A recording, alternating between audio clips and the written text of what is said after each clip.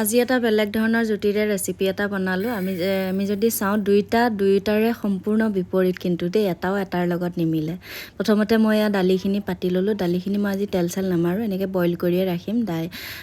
খালি মই দালিত আপোনাৰ চুকা টেঙা দিলোঁ, ভাল লাগে তেতিয়া অকণমান দালিখিনি টেঙা টেঙা টাইপৰ হয়।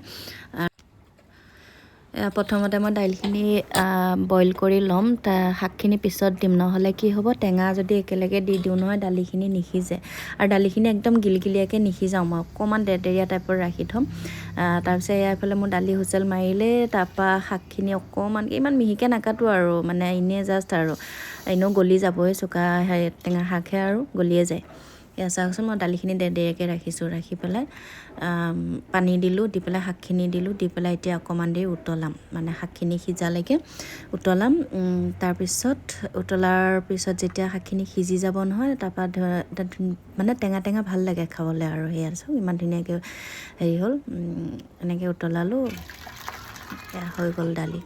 তাৰপিছত আজিৰ মানে স্পেচিয়েল যিটো মই বনাম বুলি কৈছিলোঁ, এইটো হৈছে এয়া চয়াবিন আৰু শুকান মিছা মাছ।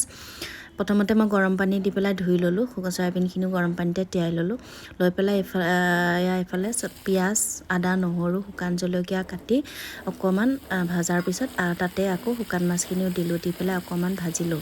ভাজি পেলাই ইয়াৰ জোখমতে নিমখ দিলোঁ, হালধি দিলোঁ। তাৰপিছত এইফালে মই এটা বিলাহী কাটি ৰাখিছিলোঁ, বৰ বেছি ডাঙৰ নহয়, সৰু বিলাহী মিডিয়াম চাইজৰ আৰু। তাৰপিছত সেই বিলাহীটো দি পেলাই মই আকৌ এবাৰ মানে দুবাৰমান লৰাই পেলাই ভাজিলোঁ আৰু। তাৰপিছত বেলেগ মছলাৰ নামত একো দিয়া নাই, খালি জিৰা আৰু ধনিয়া গুড়া অকণমান দিছোঁ। দি পেলাই এইখিনি এতিয়া মই কাঢ়ি ৰাখিম, ৰাখি পেলাই অকণমান ঠাণ্ডা হ'বলৈ দিম। ঠাণ্ডা হোৱাৰ পিছত মই এইখিনি মিক্সাৰত মানে গ্ৰাইণ্ড কৰি ল'ম, লৈ সেইখিনি বাকী পিছতে সেইখিনি তেলতে আকৌ চয়াবিনখিনি ভাজি ল'ম মই, নহ'লে মানে কি হয় চয়াবিনৰ এটা গোন্ধ আহে নহয়, সেই গোন্ধটো মানে থাকি যায়।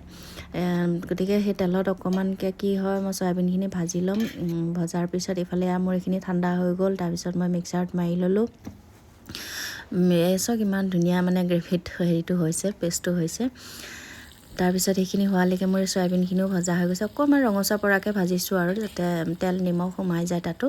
তাৰপিছত ভাজি পিচি ৰখা এই যিখিনি মানে পেষ্ট হয় সেইখিনি মই দি দিলোঁ, দি পেলাই দুইখিনি মিলাই ধুনীয়াকৈ অকণমান আৰু ভাজিলোঁ।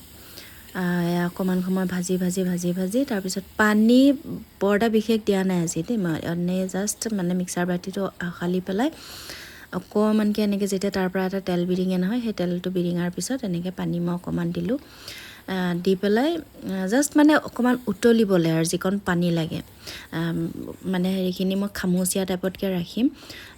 এই উতলাৰ কাৰণে অকণমানকৈ পানী দিলোঁ, দি পেলাই এনেকৈ লৰাই থাকিলোঁ আৰু এনেকুৱাকৈ লৰাব লাগিব যাতে তলত লাগি নাযায়। গেছটো মানে কম ফ্লেমত দি পেলাই, নহ'লে মানে কি হয় কেতিয়াবা তিতা ভাৱ এটা আহে, মানে সেইটো কাৰণে কমকৈ মানে গেছটো কমকৈ দি এনেকৈ অকণমান দেৰি লৰাই ৰাখিলোঁ।